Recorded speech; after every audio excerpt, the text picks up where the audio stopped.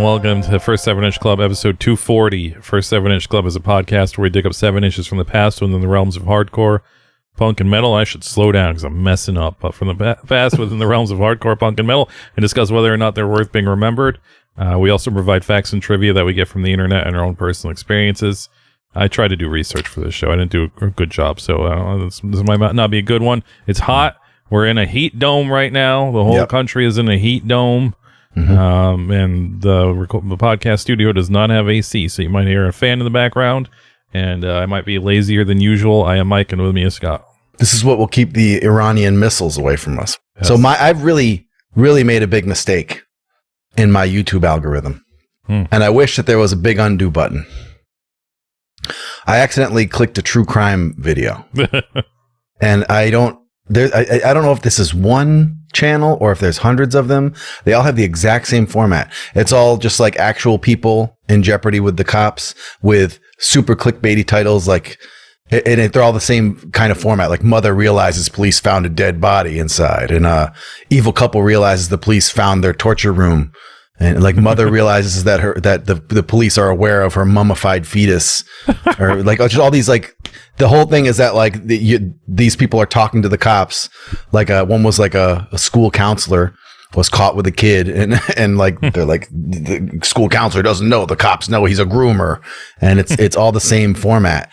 And I clicked one. All I did was click one, and it took over everything. It's every single sidebar video. It's every single recommendation. I can't get anything back. I can't get any of the former champions of my unwanted feed dominators back. None of them. It's all gone. All I get is true crime now. I'm so fucked. And even if I want information, if I put in Brothers Keeper, because we're going to talk about Brothers Keeper today, all I get is true crime. So it's really screwed up. If anyone knows how I can blowtorch that and bring it back. I do. I end up doing that sometimes. But it's like anything you hit that's popular to normal people, that happens. And then you just have to not click on any of that stuff for like 3 days, and then it goes away, and it goes back to whatever your normal fetishes are. But it sucks. They should have a button that's like, sorry, I didn't mean it. I didn't mean to click that one. Please. I was curious for 10 minutes, and now I'm no longer curious. Can we move on? I don't need this in my life. Yes, I'm good on this. Yeah, but the titles are so enticing. I kind of want to find out about, anyway. Yeah. I did got a little scene report. Piggybacking off of yours, I went to Taco Bell twice this week because they had 2 new things that I wanted that were both like 600 calories. I'm like, I'm not gonna eat both of those. even in my true form right now, which is not the best, I still don't want to be eating like a 1600 calorie Taco Bell meal. So they brought back. So this is something I've been asking for a while. Is that I think my sleeper choice for the number one thing that Taco Bell lost over the years is the fajita wrap. The fajita wrap they used to make had real vegetables in it and had like a special sauce. It was kind of like a sweet, I don't know if it was creamy, but it was like a different flavor from all the other things. So that burrito was really tasty, like in a real food way. It tasted like you're eating actual food. And of course, because it had real vegetables that needed to be prepped, that had to go. It stuck around for a while, but then when they started to sort of get into their, final form the way they are now, where it's strictly assembly line and drive through only and all that stuff. But they decided to bring it back in some weird form. Not the thing you want.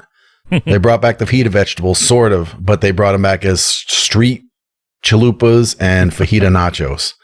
And so you did the dipping taco a while back. Yeah. And I think that you were not really floored by it. I like the meat in it. It was quality meat for Taco Bell, but it's also more than an actual taco from a real Mexican place, which is Taco Bell should never soar over the price of real Mexican food, because that's seems like a no-no. Right. So my whole scene report is with that in mind, that I did this so you don't have to. That's my clickbait title. I went to Taco Bell so you don't have to, because it's not worth it anymore. It is in no capacity is it worth it. And I'll get to even further down the list of why it's not. But so I got the dipping taco. I thought it was okay. It was what I expected. I thought that the sauce did have kind of a beefiness to it. It did have kind of like a beef drippings, beef squeezins richness to it that I don't taste in a lot of other Taco Bell sauces. But it's like, it's still like syrupy almost. It's not like, it's not just like clear broth or like, murky broth. It's like There's like a viscosity to it that should not be there. yeah, right. It's like you're not dipping into broth, you're dipping into something else. Yeah. You know what it reminds me of the most? It reminds me of the red sauce they used to put on the burritos. Yes. It's like that, but with a little bit of beef. Which maybe just they add like a ramen packet of beef to like that sauce, and that's their au jus that they're giving you. So I didn't mind it. I thought it was, the taco itself was okay, and that dip was not the worst because I like those old oniony burritos. But then I got the nachos with that. These were the fajita nachos, and it was just it might even been it was the nacho fries. Sorry, it's not nachos. Nachos would have been good. It was the nacho fries, which I don't think are very good. It's not a good format. No. I don't know if you ever have these, but it's like, it's fork related. Like you should eat them with a fork, and they don't give it to you necessarily with a fork. They just give it to you like it's fries. And so the whole middle is just like a soup, and you're just supposed to, dip 2 fingers down into the soup. It was gross. And I didn't really taste the fajita vegetables. They're probably in there, but I think they chop them up small now. They don't keep them all long and fajita-y. I think they chop them up in a weird way. So that was a waste of time. It didn't taste like anything special. And then I got the street gorditas today, and there was nothing in them that was cool. I don't know who they're trying to kid. They don't give you anything with it. They give you 2. It's just like they did with those other street taco things where it's 2 of them, but wrapped up together, like side by side, as though they just put 2 in a wrap and wrap it up that way, which is the dumbest thing. I mean, that weird container they had a while ago where they put 2 side by side connected, almost like the buddies, the burger buddies from BK Burger Buddies. They had those in taco form. That was a bad idea, but at least it had a worldview.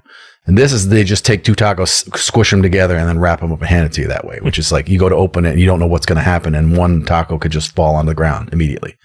And the beef inside tastes good, but there's nothing on it that has flavor. It has a couple of little onion pieces, like a street taco. It might have 2 slivers of fajita vegetables on it. No sauce, no flavor, like nothing to augment it. They don't give you a packet of anything special. They don't give you like green sauce or, anything else. So it's just super plain. It's the plainest thing maybe I've ever had. There's like no flavor to it at all. And it still tastes like food because it's got the real beef in it. But yeah, they've missed everything about, like, the original fajita wrap was really good. I cannot stress this enough that the thing that they're pivoting off of, that they're pretending they brought back, it is not there. There's not even a ghost of it there. It's a huge disappointment. I don't go there that much anymore at all. And this is 2 trips I made within 3 or 4 days of each other. Both times I just, like, nobody's there. There's like 2 people in front of me in line at the drive-thru, and I'm there for 45 minutes. I'm just sitting in that line for 45 minutes, and I'm like, what the fuck? And when I finally get up to the window, there's several people working in there. It's not like there's just one person who's busting ass. Then I'd be like, all right, I get it. That they understaffed you. No, I see like 4 people through the window, and it's taken them this long all I ordered was the tacos this time. All I ordered was those gordita things or whatever they're called. That's all. Just that, not even a soda. They didn't have to pour me a drink. Just put those 2 things, squish them together like they did, and wrap them up and throw it in my car.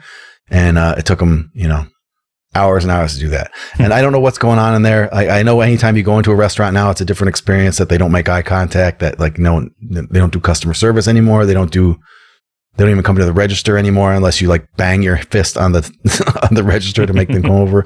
So I don't know what's up with that. I don't blame the people that work there necessarily. I think that it's I think it's a mandate. I think that Mount Olympus has sent down a lightning bolt saying, be rude, be shitty, serve an inferior product, take your time, use your phone if you want, like just take your phone out and, do other stuff. And if people are honking and screaming and calling on the indoor phone, you don't have to answer that. You don't even have to take any of that shit. Don't stand for that. So it's a bad experience from soup to nuts. Can't believe it. Can't believe how far we've fallen in such a short time. I don't know what to do though. Like, what do you do when you just want something? I don't know. You gotta revolt, man. Go to the store and get a bag of salad. Yeah. This is still America. We still have some semblance of convenience somewhere in our lives. Even in the fallen version, there should still be bread and circuses, like something to keep us happy. And they're not even doing that anymore. This is an easy one. Yeah. This was already working. There was no reason to tinker with this. This was already working. This was literally bread and circuses. We were all eating McDonald's and Jack in the Box and stuff and smiling. And they're like, actually, even that's too good for you guys. Like, no, and turn that knob down too. So now we don't even get that. We get jack shit. True. Fajita if you want to reach us, you can do so at first7inchclub@gmail.com, or you can go to our Instagram at first7inchclub and possibly get an answer quicker from there. We also have a Patreon, patreon.com/first7inchclub. We don't have a new episode this week, but we have an episode last week. And our next episode, we'll be doing the shout-outs. So if you want to put in that Patreon pledge now, your name will be immortalized forever in an episode of podcast. So you got that to look forward to. Yep. But speaking of which, I do have some bad cop news. Scott let me do this. He's the good cop. I'm the bad cop. Yep. So next week there's not going to be an episode, but it's not. We're gonna still be recording next week. But the thing is, we are gonna switch release days of the show because Scott has a store he has to mind, and honestly, recording Mondays for me is probably one of the shittiest days for me to record. But at the time when we started, it was a good day. But now it's just like kind of shitty because I get home from work and I have like an hour, and then I just have to do this, and then I have to go to bed. And it feels like this is an actual job. So I don't like that. So we are going to switch our... So we record on Mondays and we release on Wednesdays. That's how it's been since the beginning. I think at some point we actually released on Tuesdays and then we switched it to Wednesdays. But either way, we're gonna change the game. We're going to be now recording on Thursdays and probably release on Mondays. We're going to skip Friday because Friday's the worst day you could release a podcast besides the weekend. So we're going to record Thursday and release on Monday. So first thing every week, every beginning of your work week, you're going to have First 7-Inch Club in your ears. And I assume if you're a patron, you'll have that on Friday or Saturday still. So you still have, if you are a weekend warrior, if you have a job at Taco Bell where you have to work at the weekends, you will have the Patreon episode to listen to. But yeah, so again, next week there won't be an episode because we have to switch this recording schedule, and it would be impossible to go back in time and release something we recorded on Thursday onto Wednesday. So you're gonna have to deal with it. We're gonna have a week off. And also, my record player is still shit. I thought I fixed it, but it's not, so I have to look into that. So we've got a lot of things going on. So sorry, next week there will be no episode. You can use that to catch up on the Patreon, or suggest your friends to check out the Patreon. Hopefully, I guess next Patreon we do. There's a movie called Band, directed by Roberta Findlay, who's like I think she used to do pornos, and she did like a lot of like scummy New York City type of horror movies and stuff like that. Yep. And I think it was Celebrated Summer Records, who somebody from one of the bands we talked about years ago runs Celebrated Summer. So we follow each other on Instagram, and I'm pretty sure they posted it. So Roberta Findlay did this movie called Band, which is, I don't know, I haven't watched the trailer or anything yet, so maybe it sucks. I'm sure it's possible, but it's about the soul of a jazz singer getting trapped into a punk rock guy's body. So that is, and it's from 1989. So this seems like perfect equalizer punk fodder. So the next Patreon we do, we'll be talking about the movie Band, and that is it's on Tubi, so you can go check it out on Tubi. Yeah, now. It sounds like an episode of like Friday the 13th, the series, or something like that. So it's kind of perfect. Yes, I've only seen one Roberta Findlay non-porno movie, and I didn't love it, but it's not. It's pretty scummy, so I have high hopes for this Band. I hope it's pretty good. Outside of that, I don't really have much going on. I've rekindled my taste for the twizziness, and I've been playing Dead by Daylight recently. So, if you shop at what is this? What is this game? Dead by Daylight is it's 10 years old now. It's been going for 10 years. It's an asymmetrical horror game, which usually means that there's one bad guy, a killer, and then 4 good guys who have to stop the killer. Dead by Daylight has been around for 10 years, and it's been around for so long that it's accrued licenses to basically every single possible horror movie you can. So you can live your dreams and be Jigsaw from Saw, kill people, or you could be Freddy Krueger or Chucky, or they just added Jason. That's why I was like, I got to get back into Dead by Daylight, because I used to like that Friday the 13th game, and now Dead by Daylight has Jason. You can be Leatherface, you can be all those people, and they have like their own made up people too. So it's Among Us, but horror themed. I mean, asymmetrical horror. I think that it existed before Among Us, but usually like all of these games are the same thing. There's tons of them. They usually have like a team of 4, and they have to get some tasks done in order to either kill the bad guy or escape the bad guy, and then there's a bad guy just stalking you the whole time trying to kill you. Okay. And, that's how you play.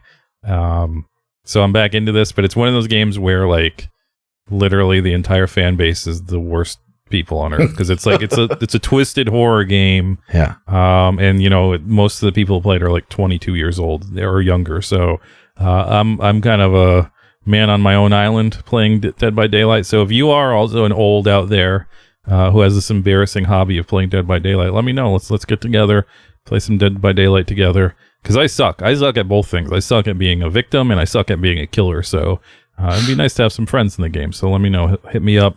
We could go kill some people together, or try and. So right now you just play with randoms, like it just spins up a server and just random people find you. It's not as because some of these games you like literally like you have to communicate with the other people like to like coordinate stuff. This one it's not. It's a little more straightforward, so you don't really have to communicate. So it's fine playing with randoms.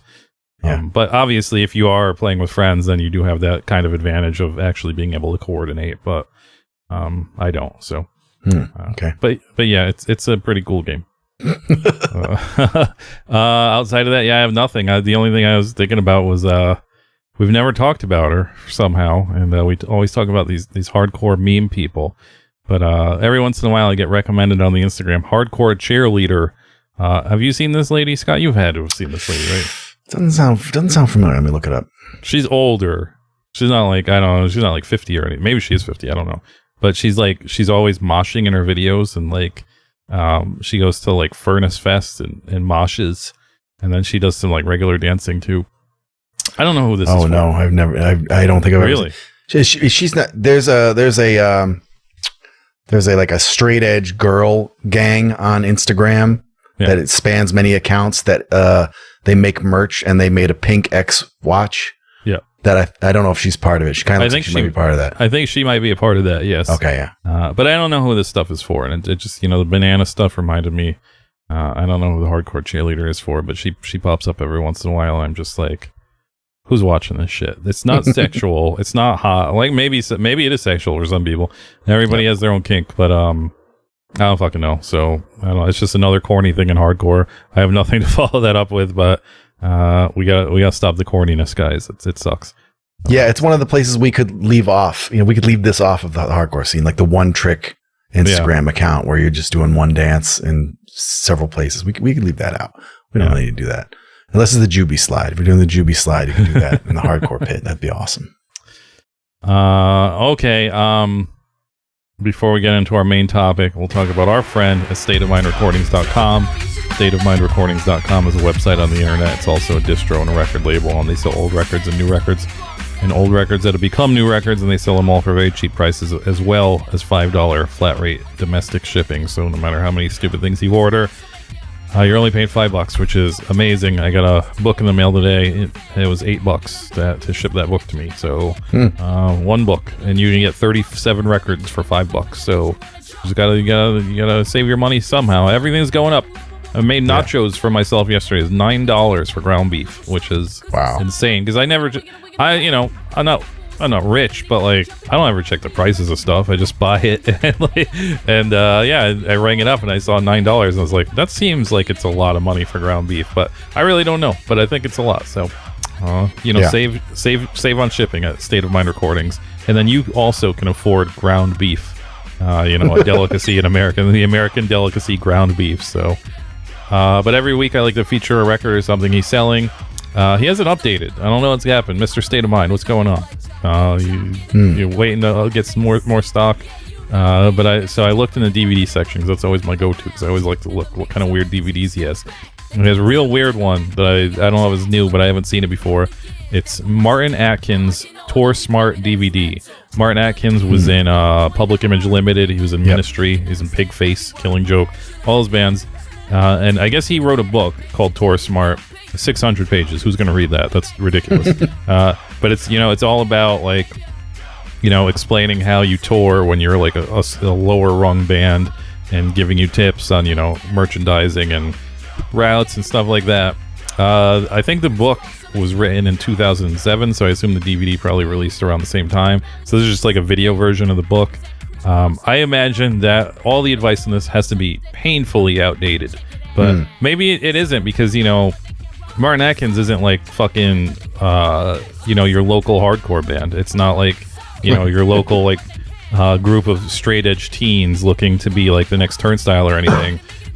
He was in, kind of big bands. So maybe his 2007 advice is actually good for the 2026 version of hardcore. I don't really know, but I am so curious to know what a whole entire like instructional video of DIY touring can be like. It's just like, I haven't looked it up to see if there's like videos or clips of it on the internet yet, but I'm so curious about this DVD. So I just want somebody to buy it. It's $11. It's way easier to watch than read a 600-page book. So if you're in a band, buy this Martin Atkins Tour Smart DVD and get back to me and tell me if there's any helpful tips, because I'm really, really into it. I want to know how this is produced, if it's just like one of those old like how-to videos, or there's like, some pizzazz to it, there's some production behind it. I don't know, but I'm extremely curious about the Martin Atkins Tour Smart DVD.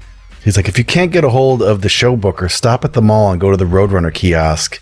Log into AOL Instant Messenger this way. You use this minute.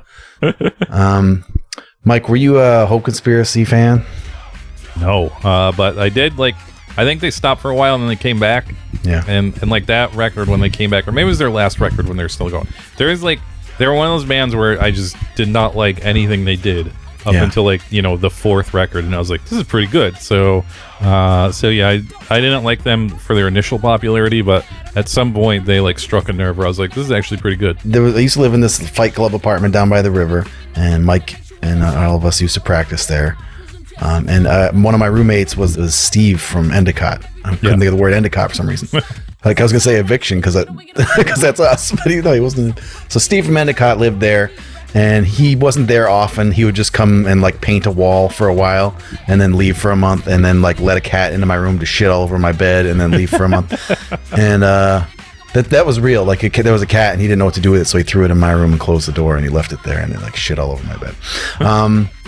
But when he was painting, he used to listen to the Hope Conspiracy. And I remember thinking at the time, I was kind of new to the idea of really heavy hardcore sucking. Like that was just sort of starting out for me, and I was like, there's something about this. This sounds like things that I like. It was the same with Poison the Well. Like I remember hearing Poison the Well and people were liking it that I respected, and it had hallmarks of things that I was trying to be into. But I was like, why is this so boring? Like what is it? What's missing? And I still don't exactly know what's missing. I just know when I hear it, it's boring. And that's what was going on with the Hope Conspiracy. And whatever he was listening to at the time was new, because I remember all like those guys being like, oh, the new Hope Conspiracy is awesome. But it doesn't line up, because I think this would have been like, I think we were doing that band around 2004, 2005, somewhere in there. And they didn't have anything out. The 2006 or 2007, I think, is when they started putting things out again. Yeah. But so anyway, State of Mind has this album, Death Knows Your Name, and it's it's got the Aaron Horkey artwork. You recognize it. I think that might be the good record, if I recall correctly. That might be the good one. It's got to be. So yeah, I went and listened to it, and I'm like, oh, this is like it's God City production. It's got that sound. It's huge. It's really heavy. It had some cool riffs on it. The vocals are awesome. So yeah, whatever has happened since then has been an improvement to their game. I don't remember what I heard. I really wanted to listen to the thing I heard and figure out. Well, they had a 7-inch, and it was either 7-inch or like a 4-song EP or something, and that everybody was like, you gotta hear this Hope Conspiracy band. And you hear the first song, and you're like, this is great.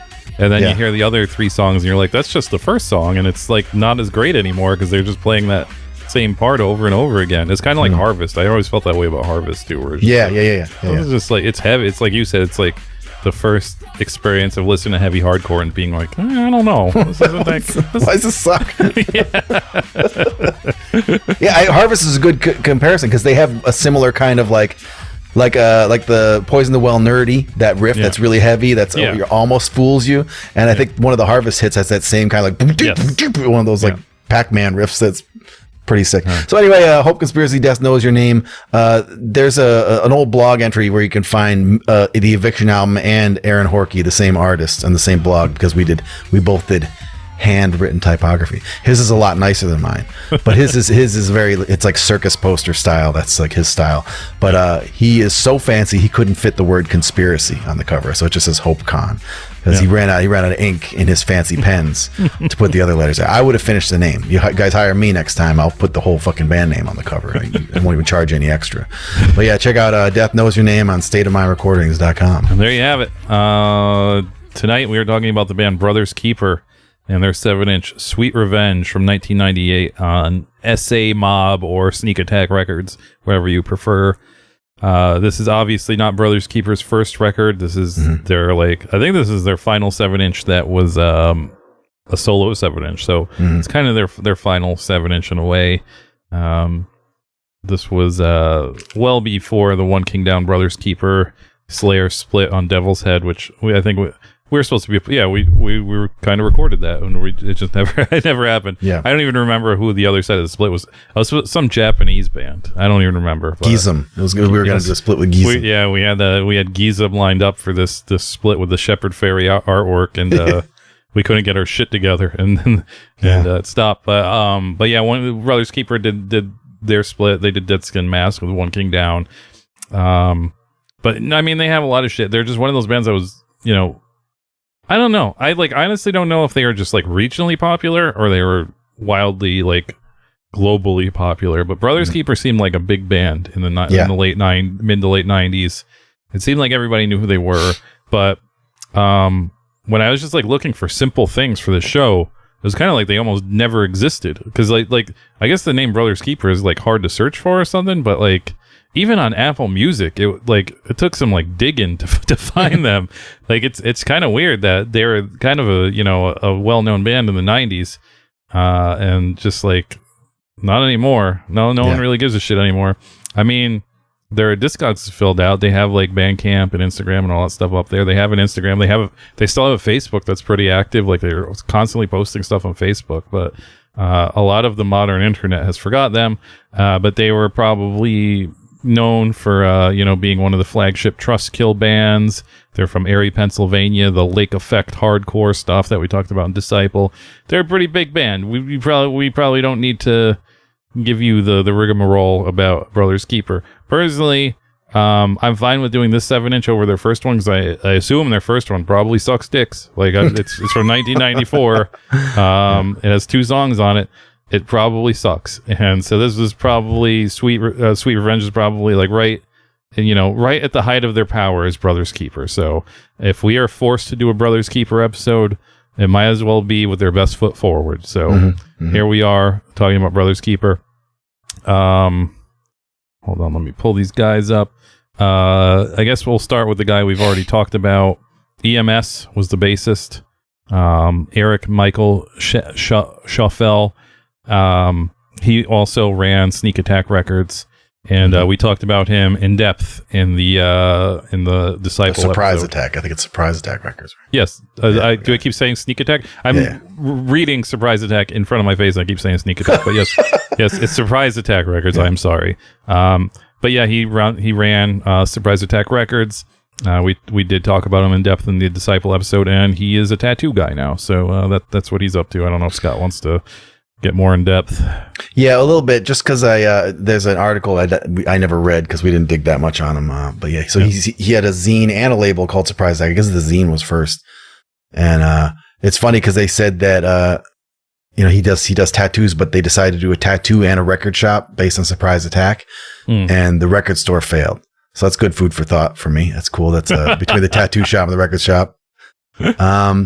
So yeah, there's a pretty decent. Well, to be fair, he's in lowly Erie, Pennsylvania, and you're in the bustling metropolis of Schenectady, New York. So these Rust Belt cities are perfect for luxury items. So yeah, there's a pretty decent No Echo interviews from 2020. He talks about he basically, I guess he came out of kind of internet retirement, just started posting flyers, and that's why they decided to ask him some questions or whatever. And he describes Brothers Keeper as a collection of dudes who loved all things metal, hip hop, and hardcore. Put the sounds and ethos of Quicksand, Leeway, and Public Enemy together, and that's what we did, only with a very charismatic, great conceptual artist and lyricist, high-pitched voice-having frontman. We're a DIY band from start to finish. We combine lots of tempo changes, grooves, weird guitar work, including wah pedals and glass slides. These guys are going through all my notes. Like I have sparse notes to begin with, and now I could have just read this as my notes. Yeah, a good deal of base breaks. So it's great. So basically, like that description right there, that's a Rorschach test for how you're going to feel when we start talking in a few minutes. They ask him about it. So these days he lives on a large parcel of land doing some major gardening on it. And they ask him about it. They call it a farm. And he says, it's not a farm. We just grow a couple things. It's not a big deal. And then he lists like 200 vegetables and fruits, just thousands of things that he harvests with his kids. And he's cultivating like 100-year-old grapevines and shit. So, bro, I think you're farming, man. I think it sounds like a fucking farm to me. It sounds like you're farming. That actually brings up a good point I forgot to mention up top is that, as far as I know, they've never done a reunion, or maybe they did like a reunion. Like, they've never done one. They're like probably the only kind of notable 90s band that never came back, yet, at least. Maybe the first 7-inch Club influence will get them back, but again, pretty surprising because that's the thing now. Even if you're only playing like a couple shows, it seems like it's pretty normal if you had any notable band in the 90s to come back. So good for them for sticking to their guns and being like, "Fuck that, we're not coming back. That shit's corny." So and a lot of them all still live nearby too. I think I don't think they have moved too far away. So yeah. As far as I could tell, they're all either in Erie or Philadelphia. So next up is Mike Ski, who was the singer. Mike Ski would go on to the band the AKAs, who were like a punky band. I forgot, or I don't remember that the AKAs were kind of like a costume band where they all dressed like idiots. Not like War, but like, they all wore black and mascara and shit. And it was just like, oh boy, I forgot about that stuff.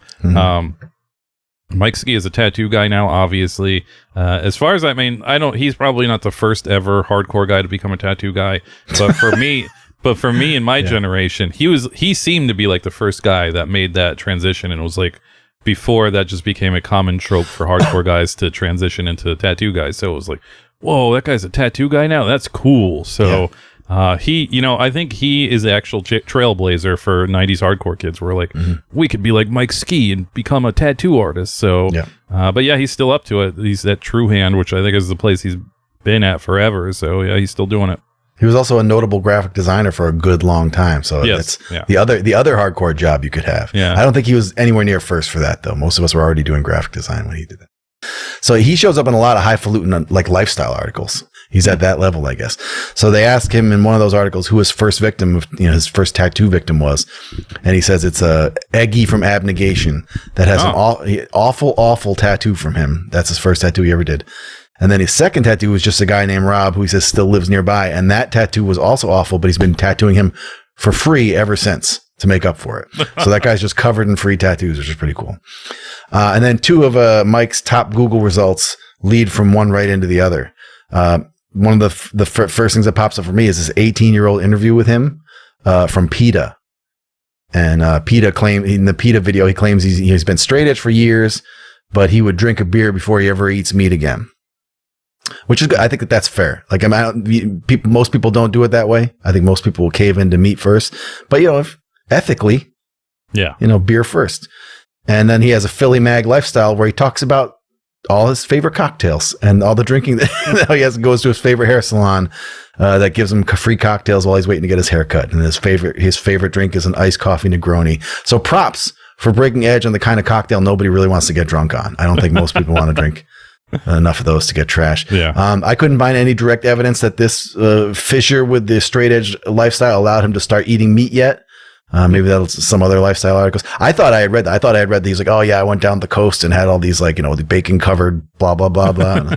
I just made that up. So so if he's still vegetarian, I made up a different version of you that eats a lot of meat now. So sorry about that. Next up was Zach Hudak, who played drums. I think I didn't look too deep, but I'm pretty sure they had several drummers. So he was one of their drummers. He was the drummers for Sweet Revenge era. Didn't really find much on Zach. He's like online tangentially through his son and his wife. His son is in hardcore bands though, which that's gotta be weird, man, to be like a dude in a notable 90s hardcore band and like your son is doing that now too, and you're just like, damn, man, I'm old. And like, what if they suck and he's just like gotta be like, yeah, good dude, shitty band, but it's his son. It's hard to good dude, shitty band your son. So but he's I don't know if they're still active, but he's also he seemed to most recently be doing a couple of Doom bands. Yep. One called Fog Giant, and the other one called like Black Moon Princess or something like that. I can't remember. But this is why I think his wife sings for that one or something. It's like a family band kind of. But yeah, so he stays off the internet even though he's doing this stuff. But yeah, I'd like to know if he's ever actually played a show with his son. Like that has to be a weird vibe, man. Yeah, that's basically what I found. There's nothing really else about him. His son is in a band called Mark of Fatality. Who there's a little article about him where he's like, my dad was he was a drummer in the 90s, and so he let me listen to a lot of Metallica and like just talks about heavy metal. He's like, he let me listen to Earth Crisis and things that would get me into hardcore. He's like, he kept that from me. He just gave me the Metallica records. So yeah, if you find anything about Zach being in Brothers Keeper on Facebook, his son will be in the comments busting his balls, that's pretty funny to me. His son's Instagram has another band, so his son's probably like 9 years old, and he's already been in 2 hardcore bands. Actually, he's pretty old because there's some picture of him with one of the other Brothers Keeper dudes. I can't remember. I think it was EMS. Yeah, and it's just like he's already like a grown ass adult. So so he's pretty old. Next up was guitar player Scott Emhoff. I don't have much on him except that he lives in Philadelphia now, and that he is in the band Hard Turf with a friend of the show, Josh Alvarez from the band Cross Keys, and also from Cinepuck's podcast, which I've been on a couple times. So yeah, that's pretty cool. Small world stuff. So I don't know if Josh is still in Hard Turf because I looked at some pictures. I didn't see him in those pictures, but they were at least in the band at the same time at some point. Yeah. He has a real guitar dad profile. His Instagram name is Pure Rock Blues. Which Scott, blues sucks, Scott. You gotta let that go. It looks as though someone in Hard Turf might play a bass that looks like a gun, which is pretty sweet. And they posted just recently about Scott having a birthday, and the Brothers Keeper page responds to that by calling him Scotty Mac. Now, listen, I don't want to get too weird on here, but we just talked about Scotty Mac. The person from Albany, Scotty Mac. When we talked about the Clay People show, I think we talked about how our own Scotty Mac in Albany was in my stepfather's band. He used to just show up and bully me when I was 12. So do Brothers Keeper know about Scotty Mac? Like Scotty Mac isn't just something you say. That's a guy. Do they know him well enough to use his name to shout out? That's crazy and triggering. That's very triggering for me, but also very crazy. And last up is other guitarist Chris Bazan or Bazin. He also went on to the AKAs. And also in his Discogs bio, it says whenever I wrote it, it said he's in a ska band called One Too Many. Yeah. And I looked for that and I couldn't find it. So he must have wrote this bio when One Too Many existed, and they probably did not exist for much longer after that because I couldn't find anything. Maybe Scott did. No. But outside of that, the only thing, there's a guy on LinkedIn who's like a director of retail that kind of looks like him, and he lives in Philadelphia.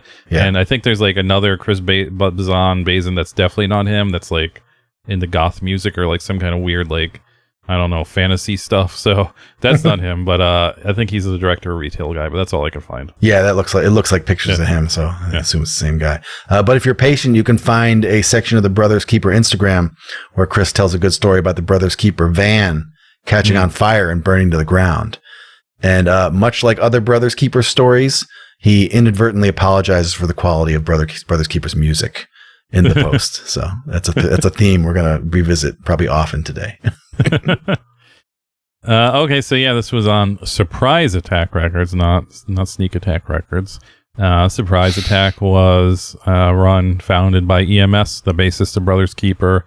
Again, we talked about them on the Disciple episode, so I don't think we need to go too deep into it. But, they were around for about 10 years, from 95 to 2005. I think putting out mostly, Lake Effect hardcore stuff. They put out the Santa Sangre demo, and they were from Syracuse. So, kind of a same deal. Syracuse is another one of those weird-ass places. Put out the Prayer for Cleansing, Rise and Fall. So maybe not all Lake Effect stuff, but I think that's what they're known for, as being the Lake Effect Erie, Pennsylvania hardcore label. And they put out Disciple and surprisingly, Shockwave, of course, Shockwave. I think this is the only. No, they put out a few Brothers Keeper things. So, but they never put out anything big by Brothers Keeper. They're saving all their big shots for Trustkill Records and other shit though. So they Surprise Attack got all the scraps. I was disappointed that the band Van Damage, the album is Gravedigger, and I was like, Van Damage Gravedigger, that sounds really big. They're just really regular hardcore. I thought it was going to be something weird. And the band Pound for Pound, disappointingly not a Propane cover band. I was like, these guys are going to be doing Pound for Pound by Propane, but they don't. Big letdown. The band Die Young, they're new. I think they were newer on the label. That's pretty good. They have really heavy guitars, like Entombed Core kind of guitar sound. That was pretty cool. But the only thing on this whole label I knew of off the top of my head was Prayer for Cleansing. I like that record. So it must be a great label because that record was on it. But this was weird for me because I knew that like the Lake Effect thing was kind of vague in my brain. A lot of people when I went to school in Buffalo wore Lake Effect hardcore like jackets and stuff like that. And Buffalo is also known for like Lake Effect snows and Lake Effect weather. So I thought it was a Buffalo thing for my entire life until today. Today, while I was researching this and like finding out that it's very clearly these guys, Erie, it is like their thing, and that like they got all the receipts to prove it, that I'm dead wrong, and all the merch that I saw that said Lake Effect Hardcore was like Brothers Keeper merch, and I just never noticed it. I was like, that just must be a Despair hoodie or something like that says Lake Effect, and it wasn't. It's all. So I don't know if Buffalo had a rival Lake Effect scene or if they were just really into Brothers. They could have just been really into Brothers Keeper. But the fact there's a Syracuse band in the mix too is also kind of like, it's really cloudy, guys. It's almost like Lake Effect cloudy for me. I don't really know. I mean, Buffalo's obviously known for Lake Effect too. So it's like, if you have that merch, you might as well wear it in Buffalo because it makes it look cool. But yeah, I guess I didn't flip to page 2. They put out all the human animal stuff, which EMS was also in. And I think one of the dudes from Disciple was in too. And they put out the Mark of Fatality CD, which was the little boy Hudock. So second generation hardcore, second generation Lake Effect hardcore on the Surprise Attack Records label.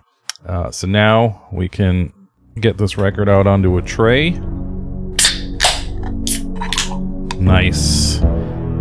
Very sweaty can. It's 900 degrees in here.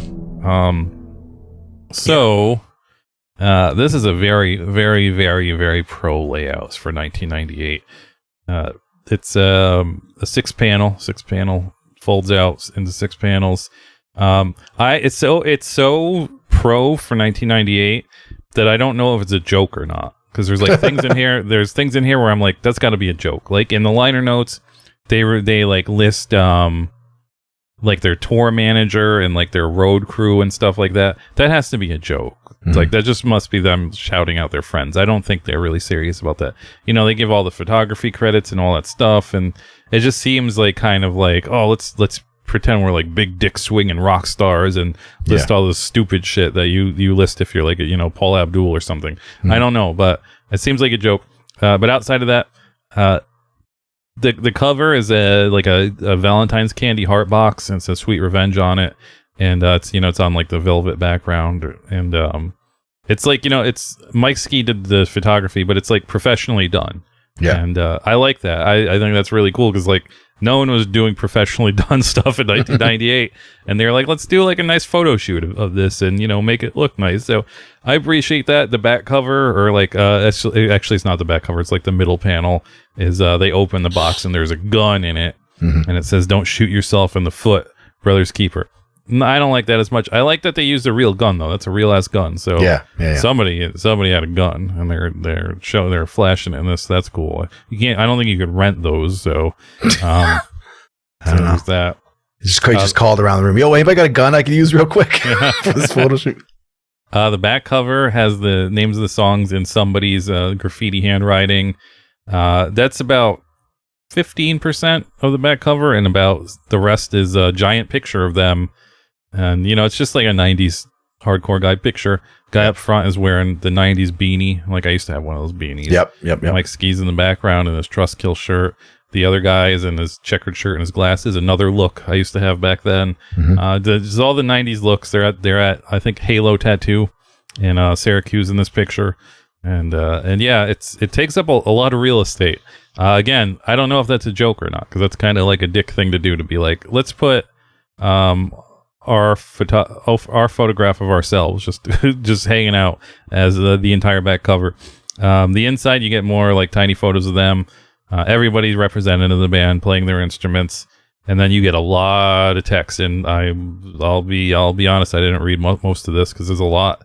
You get all the lyrics, which is a lot, and then you get I guess song explanations. This might be a story. Like I said, it's formatted and like laid out in a way where I don't know where the sentences start and begin.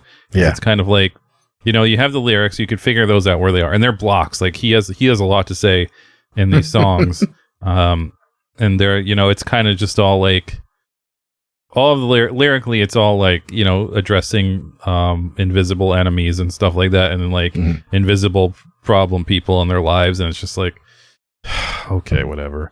I guess everybody has that, but then there's like a inset block of like 5,000 words of, I don't know if it was explanations or what, because I didn't read it because I'm old and I don't have time. But with that said, you know, taking my time machine back to 1998, this is a winner. I'd have to play this record twice before I could get through all this text. There's so much text in this.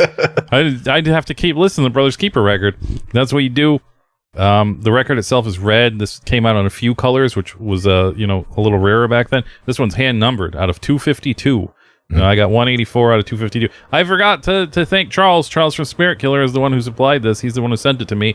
So check out Spirit Killer. Like I said last week, they got a new song up on all the streaming services. So go check out Spirit Killer and their new song, especially if you like Brothers Keeper, because they don't sound anything like Brothers Keeper, but you know, I'm sure if you graduated from Brothers Keeper, you would like Spirit Killer, at least I think. Yeah. But yeah, it's nice red. I always like red translucent vinyl. Has all the pertinent information on one side, and the other side is one of, I assume, Mike Ski's millions of tattoo drawings that I've seen everywhere in the 90s. He's always doing that lotus flowers and all that fucking shit. This is just another one. Switchblades. Switchblades, yeah. All that shit. It's, like I said, this is super pro. I think, I don't know, it's weird because in 1998 I might have hated this, might have been like, fucking assholes, stupid assholes. But like, considering all the stuff we look at, and like, you know, just that Calabas record we did, which, you know, they would become kind of a notable band, and with a real big ass art director guy that did it, it's kind of like muddy and shitty, and that was a few years later. And this is super pro, joke or not. I appreciate the time and design that went into this 7-inch cover, so I like it. But I think your mileage may vary. I don't know if Scott's going to shit on it, but I enjoyed this little package for their record. No, I think you did a good job. So I'm just going to use this for grievances and telling old stories again, because that's what I do. I think that this release in particular would bear that, because this is from the era. So it's like I got to paint a picture. So Mike, my band, my ska metal band at the time, we put out a tape called "Nothing Says I Love You Like a Contract Killing." I'm not saying that was a good idea. I'm not like bragging about that. That was a silly idea. I'm just painting the picture. All right. But the cover features someone taking delivery of some Valentine's candy in a heart box and flowers, and he's being like viciously gunned down by a killer. Okay. A year later, Section 8 puts out 9 new ways to say I love you. Similar cover conceit. The killer's at the door. He's got candy and flowers, and he's going to kill you with an axe, though. Yep. They knew us, Mike. They knew our band. They were like supposedly fans of our band. They knew us. But then here we are 1 year later after that.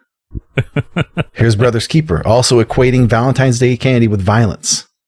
So what was going on in the 90s? Why were we so mad about Valentine's Day, about these candy boxes?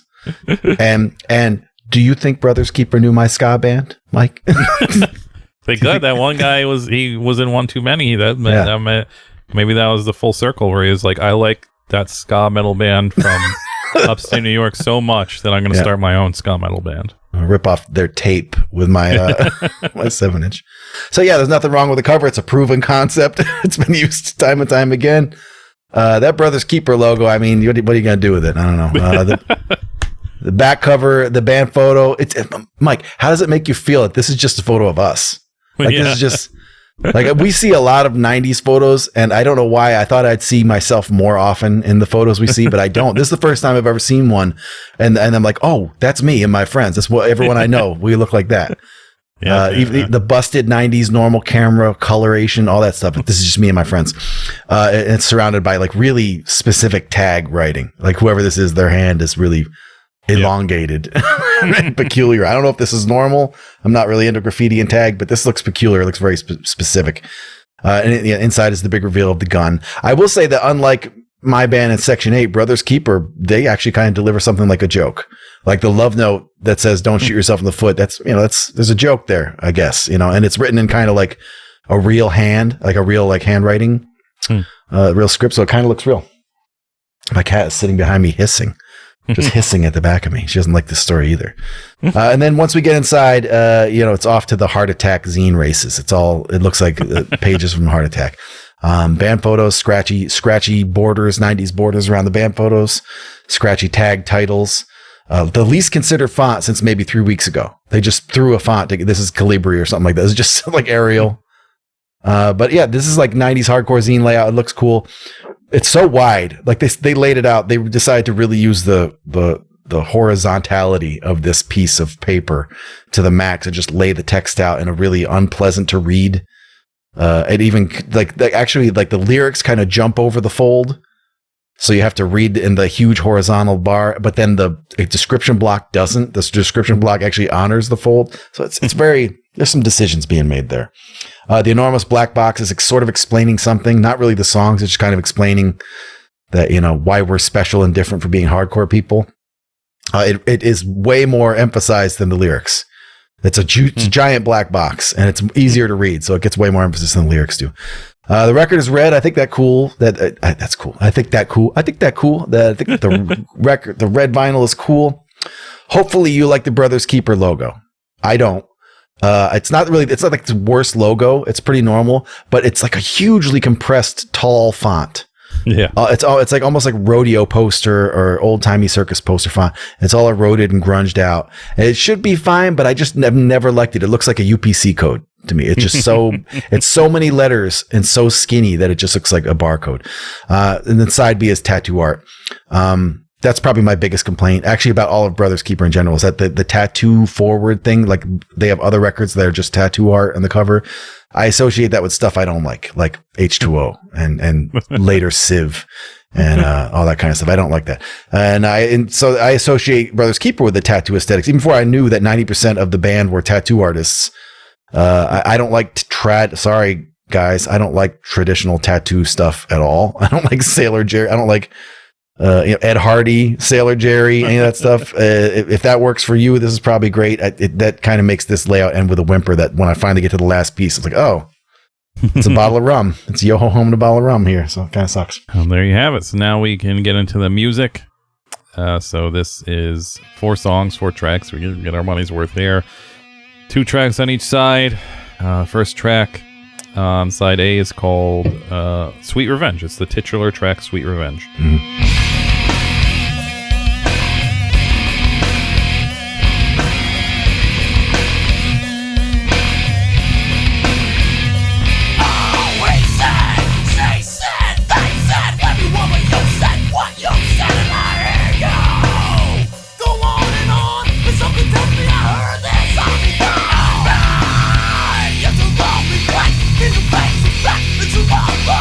And you suffer upon yourself.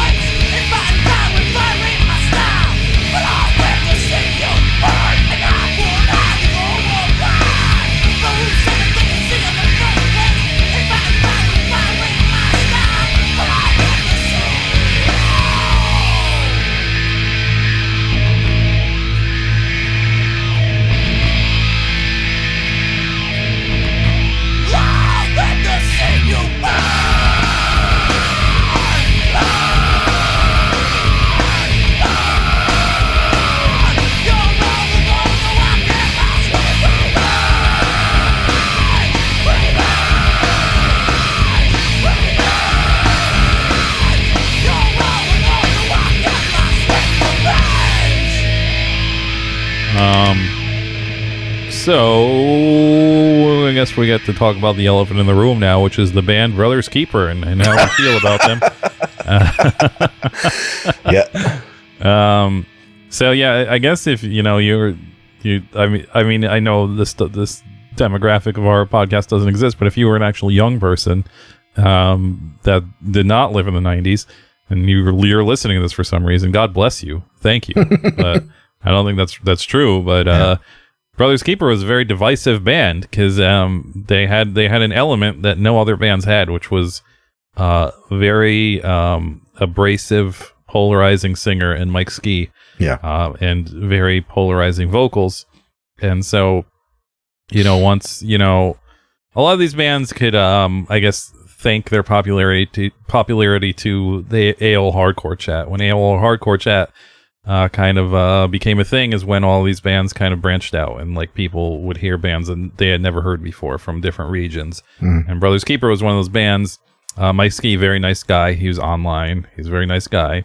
And he has his band Brothers Keeper, and then you hear it and you're like, whoa, buddy, what is up with those vocals?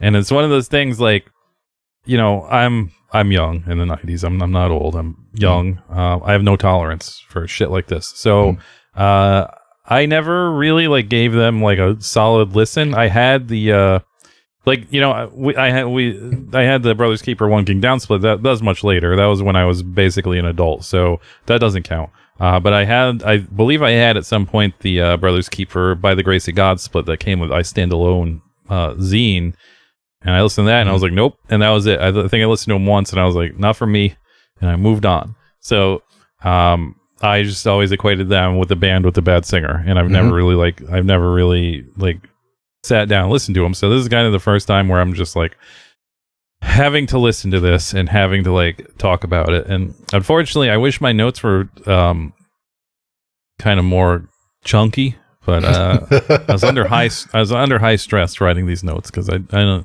today is not a good day. It's fucking hot. My cat, I have to give him shots all the time. It just fucking sucks. Everything sucks. And then I found out the recording I did sucked, and I couldn't find the Bandcamp, and I just was panicking, and I was just like, I gotta get this done.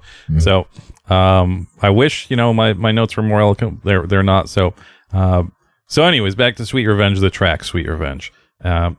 So the one thing that I never was like ragged on Brothers Keeper for before is that they play what I like to call mild metalcore, which is like what I equate like Trustkill Records to, where there was this form of metalcore in the late 90s. Yeah, pretty much. I would say it pretty much lived and died in the late 90s. I think once Poison the Well started, not a lot of people played the mild metalcore anymore. But like it's them. It's like Despair, anything on Trustkill really. A lot of Albany bands at the times too. Where it's kind of like it's fine. Like I think this was probably like the vision of metalcore in the late 90s, and this is what it should sound like, but I never liked it. There was no real catch to me. It was just kind of like guys playing riffs, and there was nothing like really going on for me personally, where it was just too mild. It wasn't like extreme. Like I had already heard Coalesce at this time, Converge was breaking out, Disembodied was around. Like there's all these huge heavy bands, and bands are getting heavier and heavier, and there was still this like straight path of mild metalcore of people just playing kind of metalcore-ish riffs, and I was just like, I don't need this anymore. Like I have other things to fill my time, and it's not mild metalcore. And that's kind of what Brothers Keeper plays. Obviously, like what Scott said is the description that EMS gave is spot on. It is everything in that description, and it is bizarre. One of my first real notes is that Mike C is definitely scat rapping. Yeah. And let's address his voice, because I didn't start. So his voice is very high pitched. He sounds like a literal Muppet. There's no doubting it. There's no walking around it. He sounds like a fucking Muppet. Yep. However, it's only bad when he's like really strains. That's when it's really bad. I think if he just like shout saying, it would be fine, because he kind of just sounds like the dude from Fall Silent. And obviously, I love Fall Silent, and that guy has a high pitched voice too that a lot of people don't like. But I've never had a problem with Fall Silent, and I think Mike kind of his regular shout voice kind of sounds like that. But it's when he strains and when he really tries to get angry, is like he just sounds like a Muppet, and it's like, who thought this was a good idea? Like this is not good. They could have did anything. He could have doubled up his vocals, where he did like a talking track under the regular track, and it would have sounded better. Even doubled it up regularly, just double it up. It would sound cool. But no, he's just like, he's right up front with this shrill Muppet voice, and it's just like no one. Like, I don't know who they had to be their friends that recorded this, because I think if you go to any studio with a neutral engineer, they'd be like, we gotta mix this down, man. Like, we got, like, he'd be in the background. He'd be like those like old Floor records where like the fucking his vocals are coming from like beneath the floorboards. That's where Mike Ski should be, and he's not. He's like right up front, and it's just like, holy shit. And it distracts from this very still mild metalcore, but this very bizarre branch of mild metalcore where they're really incorporating hip hop and wah-wah pedals. Like, I was like, this guy playing wah-wah pedals? Like, what is this? It's fucking strange, but it still stays mild. It never like really breaks out into anything. Like, it's no Candaria or anything like that where you're just like, whoa, calm down, guys. Like, it's still like you could listen to this and not, unless you're really listening, you're not really noticing how bizarre what's going on. But it's fairly bizarre. It is very hip-hop coded. But this song, it's fine. I guess it has a groove to it, but if this is your first time hearing Brothers Keeper and those vocals kick in, you're going to need like 5-10 minutes to like really decompress everything to really feel this. So they should, like, every Brothers Keeper record should just start with like a 5-minute instrumental intro track, just to like ease you in into what's about to come, because it's a shock once you hear it. Yeah. Mike, what do you think we're obligated to do on this show? Like, how much time do you think we're obligated to spend at this part? I think I went over my personal obligation of only speaking as long as the track is. I think I went over mine, so I'm obligated to do nothing. I could just be quiet for the rest of the 7 inches. I already spoke too much. Yeah, I think the show could just wrap up. Maybe just wrap up here before I make an enemy. I don't know. So I could hear that the band seems to care. Like, I agree with Mike that this, there's mosh out there that I think is on similar territory. Like, I don't think this is that different from Earth Crisis, except Earth Crisis, it takes an even dumber direction. Like, they just did Firestorm, where the riff is just dun dun dun dun. And that's so dumb that it's amazing. And Brothers Keeper doesn't do anything that's so dumb it's amazing. They seem to just sort of care about music, and they just want it to be like a moshy, like a hip-hop influenced moshy groove metal band or something like that. But you could hear them messing with their guitars. You can hear them experimenting. They talk in several places online about probably being the only hardcore band to use like the slide and to do like the wah-wah pedal and stuff like that. I don't know. I don't think it's up to me to waste even 1 calorie trying to find something good to say about this band when they let this guy sing this way and with no reason. Like, they don't have a conceit. It's just like, that's just how he sings. And then they just present it that way. Like, yo, that's our singer. Fuck you. And I'm like, there's no upside. There's no upside to this. Like, I legitimately came in here. Like, I was not obviously I wasn't a huge fan back in the day, but I do remember like someone posting something on a message board where you could hear his vocals. And I was like, what is it? Is he having a bad day? Is this like the Rick to Life thing where they're just sort of catching him off like on a weird section of the song? Is this what he sounds like? And then people are like, no, that's how Brothers Keeper sounds. And I'm like, it can't be this bad. So I was hoping, it's been a long time since then. It's been like 20, 25 years since the last time I thought about this band. So I was hoping to listen to it and say, oh, it's not that bad. I was just hearing it with my like anti-mosh biases. Yeah. But no, I was correct. I was perfectly correct 20 years ago. This sounds like Judge Doom dying at the end of the movie. It sounds like he's dying in the goop. And it isn't great. There's just nothing great about it. And even the way that he screams, it actually transfers to spoil a little bit. He gets better, I think, on later stuff when he doesn't try to do this voice anymore. But he still has this like, this like crackly quality to his voice that doubling it or putting any effect whatsoever, just anything would have kind of downplayed. But this is as dry as it gets. She's right up front as though he recorded it from prison over a phone. And it's not great. Next track is called Lollipop.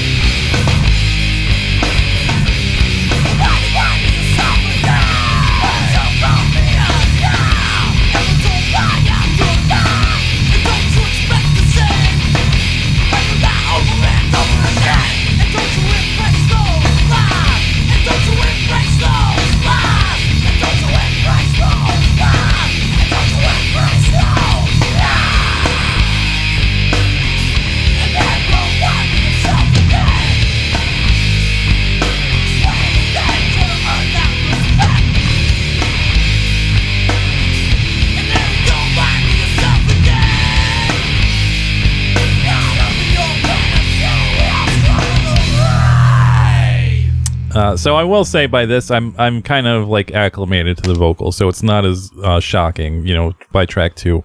But still, at this time, I'm like, maybe he had like really good lyrics or something. But like I said, like I read the lyrics and I was like, he's just addressing like invisible grievances and enemies, and it's not particularly flowery or well. I mean, it's well written for what it is, but it's not like. You're not like, oh, I this guy's lyrics are so amazing that it doesn't even matter what his voice sounds like. It's not that good. It's just like kind of normal, I guess a little higher level hardcore lyrics for the time than, your typical local band, but it's nothing like mind blowing or anything. So I think these guys were really early to use the term haters. Because I've read something along like that seemed pretty old where they talked about like something like how the lyrics are about haters or something. And I'm like, really? It's like 10 years before I ever heard that term used that way. Yeah, about all the haters and the losers. So hi, hater. I do like this song. They incorporated like a lot of tough New York hardcore riffs. Yeah, which is like, I don't know. It's just one of those things I wouldn't associate with them because you're so hung up by the vocals. But then they add like fucking wacky Rage Against the Machine guitar noodling, and it's just like, man, who comes up with this stuff? It's weird. I do like that the song just completely stops as if it ended, and you think it's over, and you're like, fine, great. And then they're like, no, you got to listen to that riff again, and then they just play it again, and it's like, I didn't really want to listen to it again, but I guess I'm here listening to it. So yeah, it's what it is. Yeah, it's what a shame. I think with the first minute of this song, I was like, you know what? It has a little bit of like an Orange 9 groove going because it has the syncopated vocals. I think maybe is there multiple vocals? I don't remember, but I think there's syncopation going on, and it reminded me of like a better Orange 9 song, but. Brothers Keeper guys, if you're listening, don't think I just favorably compared you to Orange 9. I'm not letting you off that hook. That's not what's happening here. I don't like wah pedal at all, but I guess if you have one, this is kind of a way to use it. Like they're doing weird stuff. It just kind of make a trippy layer of almost like a synthesizer just going wow, wow, wow, wow, wow, wow, wow. That goes way longer than you think it should. It goes for like a long chunk of the song. I think that's interesting. I don't know if it's good, but it's like a trippy, interesting move. And then the fact that it comes back, but doesn't come back harder, it doesn't come back faster, it doesn't come back slower. It just comes back like, we're not quite done. Actually, we got more to say. I don't know. I believe the band did okay for what they were and seemed to have a lot of fun. And there's quite a few places online where people say that this was ahead of its time and that now they'd fit right in with like Knock Loose and Turnstile because they also have high-pitched singers. And I don't read a lot of Brothers Keeper coverage, and I never have. So I'm blaming all of you out there for that. I can't believe you let anyone get away with that shit. I don't care how old you are. I don't care how much you hate young people and want to get back at them. If you're trying to imply that Brendan Yates from Turnstile sounds like this, you should be arrested. That's fucking bullying. That's rude. So I'm still not quite there. There's improvements, but I'm not there. I'm not there with these guys yet. I should have listened to the AKAs because I think he sounds fine in that band, but I can't remember. I know I heard him a long time ago, but I don't think it's as jarring as it is in Brothers Keeper, but I can't remember. So you flip the side over, side B. First track is called Redheaded Stepchild.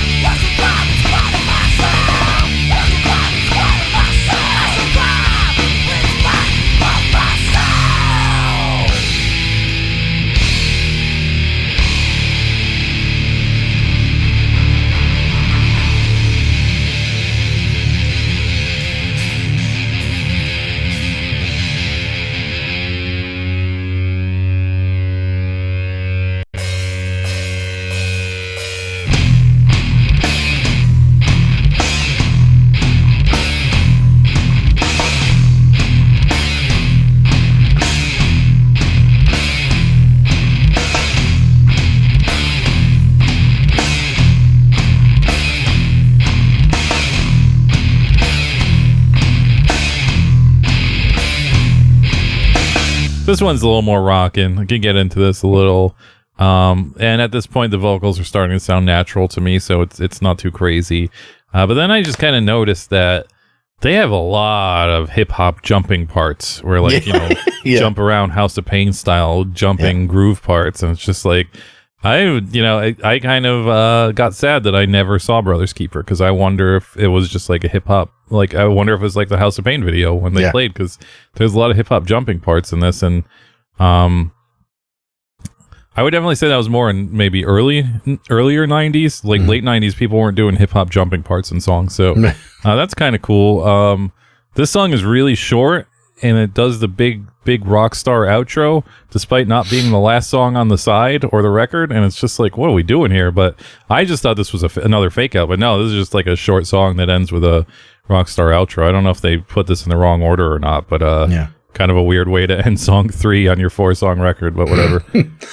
So this song, you can really hear the blues guitar slide, because they're doing the Kickstart My Heart, or the More Human Than Human, like doing all that stuff. Someone at the beginning of the song shouts something that sounds pretty good. Whoever that was, you should have body checked Mike out of the way and taken over. You should just assume the role of singer, because you were doing a good job there.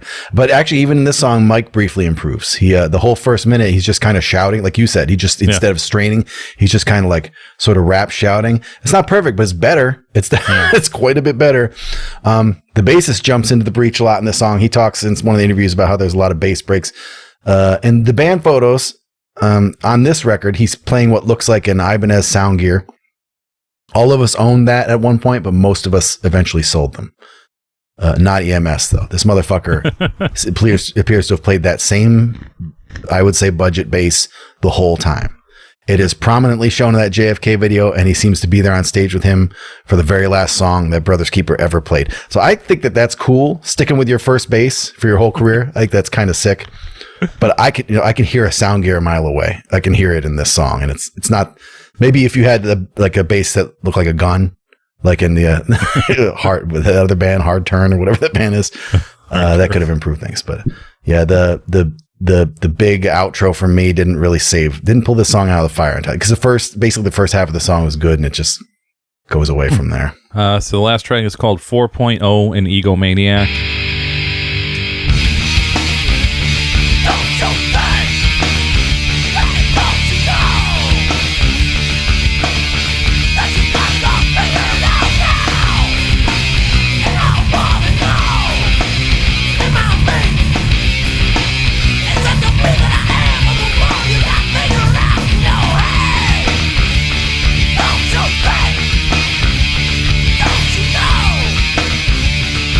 That's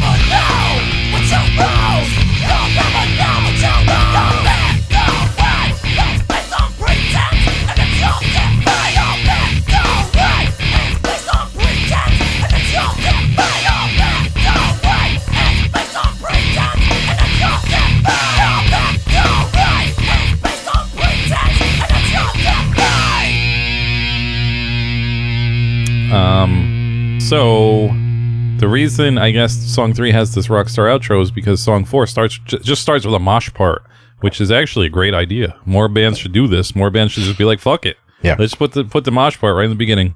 Why bother? Why bother writing a song when people just want to mosh? So I respect that.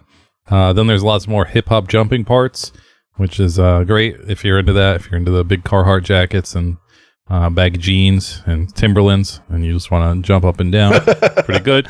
Yeah. Then there's what I find an insulting part, which is when they make the guitar sound like the twisted cyber future whistle, circus whistle.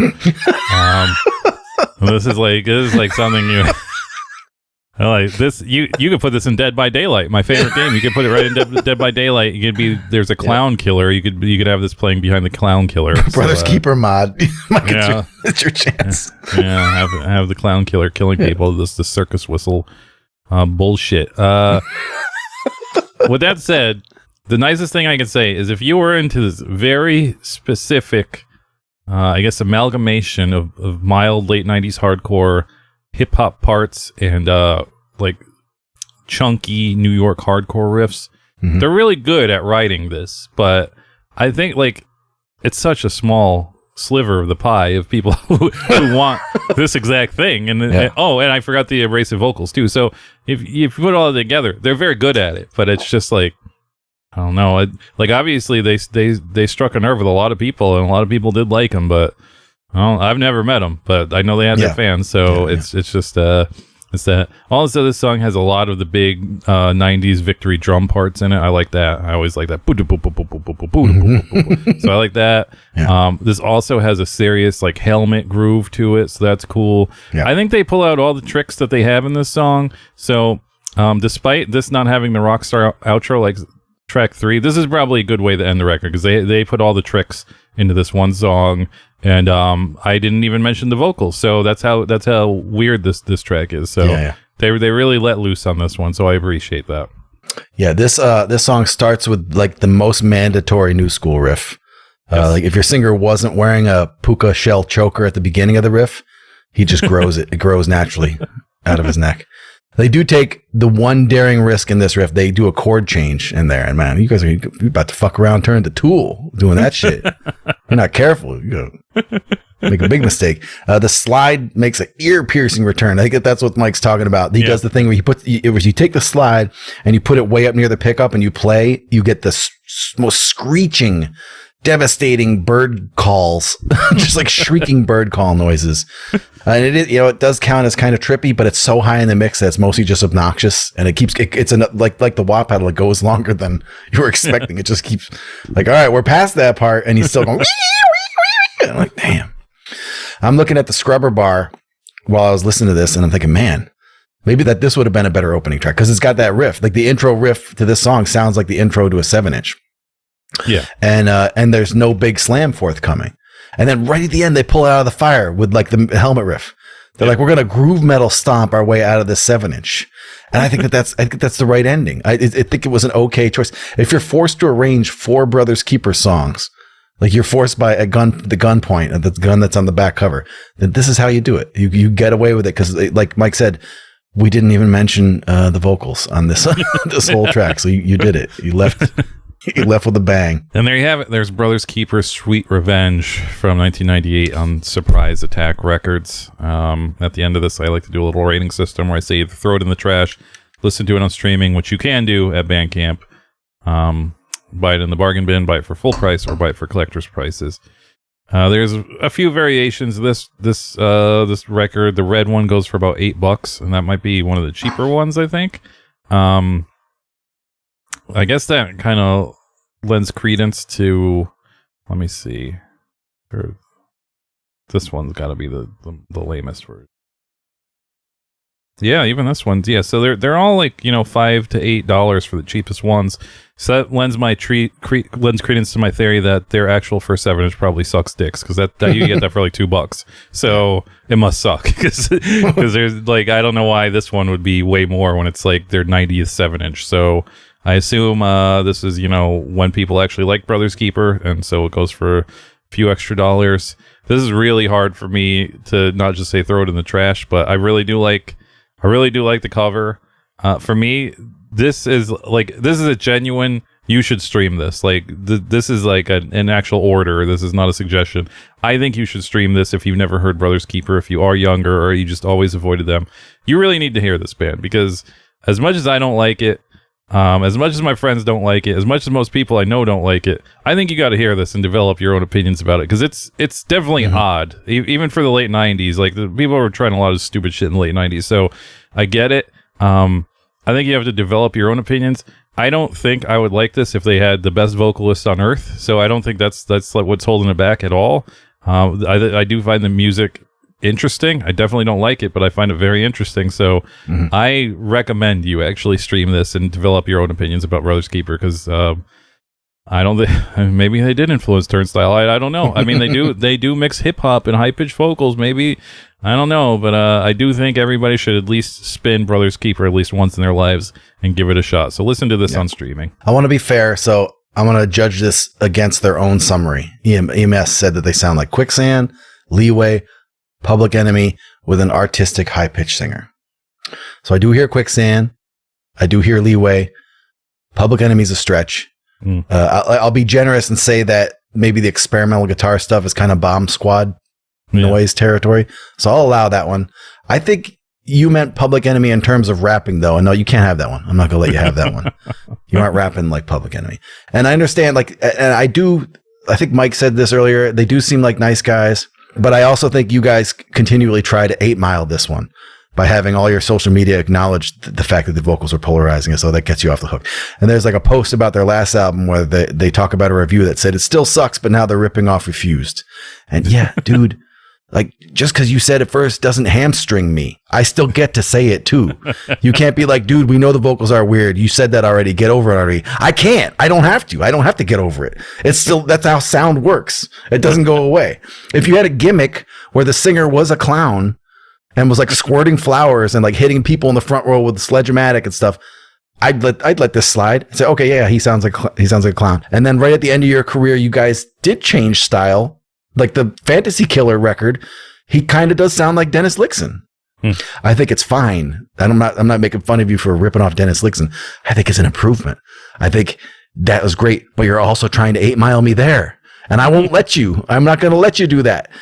So if you're someone who was snowed by this in the 90s and you need to keep writing articles like rethinking this band and using Fantasy Killer where they stop doing the bad thing as ammo, you can't. That's not legal. You can't like justify this record by saying Fantasy Killer was good, but this is probably your favorite band. So it's a 10 for you. I think the vocals ruined this. Like, this is like pouring pencil shavings into oatmeal. Like, I'm not going to eat around that. You stirred it in. I can't fix it anymore. It's all pencil shavings. It's all mixed in. So it gets a 2 for creative guitar mosh. That's about all I can say for it. And there you have it. There's Brothers Keeper, Sweet Revenge from 1998 on Surprise Attack Records. We are sorry. As much as assholes as we seem to be, we hardly ever give bad reviews. So I think Charles from Spirit Killer was expecting this. I think everybody who DM'd me and said, "Oh boy," was expecting this. So you all got your wish. You all got your wish. Yeah. I wanted to be as neutral as possible. I do like the layout a lot. I still like the layout. But, yeah. And I do think everybody should give him a shot. But yeah, not the best record. Yeah. Like we said in the beginning, unfortunately, no new episode next week.